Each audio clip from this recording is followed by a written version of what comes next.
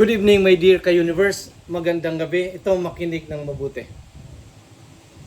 Paggising mo isang umaga, magwe-withdraw ka ng pera sa bangko, wala nang laman. So nagtaka ka, bakit?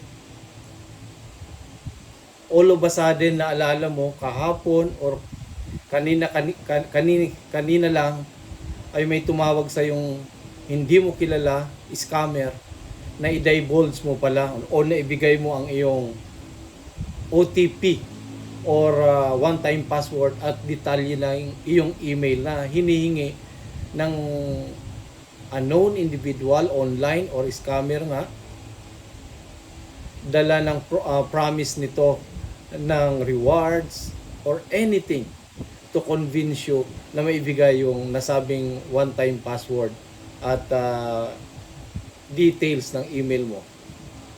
Assuming with or without authority na ibigay mo ngayon. At yun ang nagbigay daan para mawala ang pera mo sa bangko. Ang dami-dami nitong nangyari na recently, di ba? Recent lang or maging mga nakarang taon. Pero yung depositor parang helpless. Walang magawa dahil kabilin-bili na ng bangko, di ba? Never divulge or disclose your one-time password, OTP, to anyone online. So, pag nawalan ka, lalabas, sasabihin lang ng bangko, kasalanan mo. Kasi binigay mo yung OTP, di ba? Kabilin-bili na namin. So, wala nang magagawa. Kahit pumunta sa PNP Anti-Cybercrime Group para magreklamo, walang magawa. Hanggang resign ka na lang sa naging sitwasyon. Parang tinanggap na natin yung ating experience. Ganun-ganun na lang. Wala nang solusyon. Ngayon, mayroong latest decision ang Supreme Court, decided July 29 this year, 2025. Napakaganda ito kasi ang laking tulong nito sa mga na i-scam online, nawawala ng pera sa bangko. Ang kaso ng East West Rural Bank versus PNP Anti-Cybercrime Group, decided July 29. Ang ponente si Associate Justice Hernando. Dito ang PNP ACG nag-issue ng disclosure order pursuant to a WDCD. What is WDCD?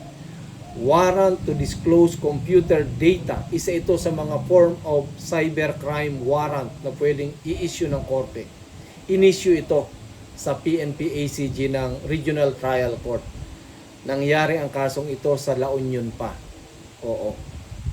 Para makuha yung personal information ng suspected scammer na ang account kung saan napunta yung pera mula sa account ng nagrereklamo, napunta doon sa account sa East West Rural Bank.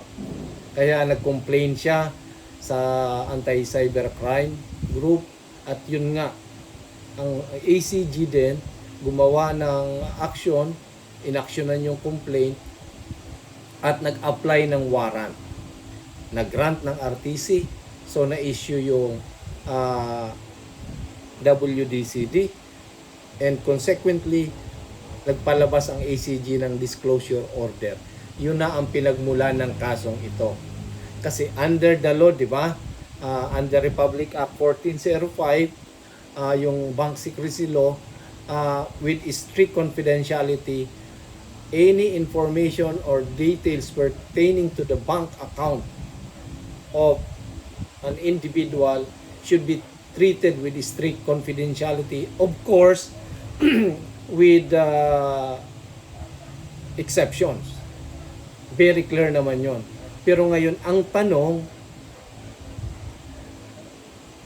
pwede bang exception ba yung Republic Act 10175 or yung Cybercrime Prevention Act sa Bank Secrecy Law?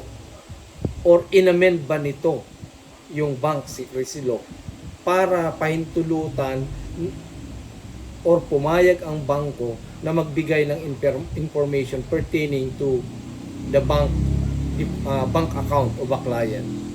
O, dito dinesisyonan na with respect sa personal information ng bank client, pwede nang i-disclose yun ng bangko dahil hindi ito violation ng bank secrecy law.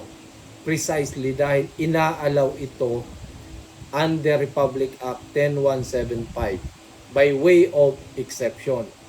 Kasi nga pala, hindi lang basta financial institution ang bangko, kung hindi considered na as service provider. Kaya napakaganda ang kasong ito. May solusyon na sa problema ng mga nawawala ng pera, dala ng mga scammer. Okay? Isang punto lang yan, mga ka-universe. So mayroon ng recourse or remedyo ang mga kababayan nating nawawalan ng pera sa bangko. Hindi na pwedeng idahilan ng mga bangko na hindi pwedeng i-disclose kasi that would be a violation of the bank secrecy law. Hindi na dahil sa kasong ito. Decision of the Supreme Court of the Philippines forms part of the law of the land. Jurisprudence. Okay? Magandang gabi at good night.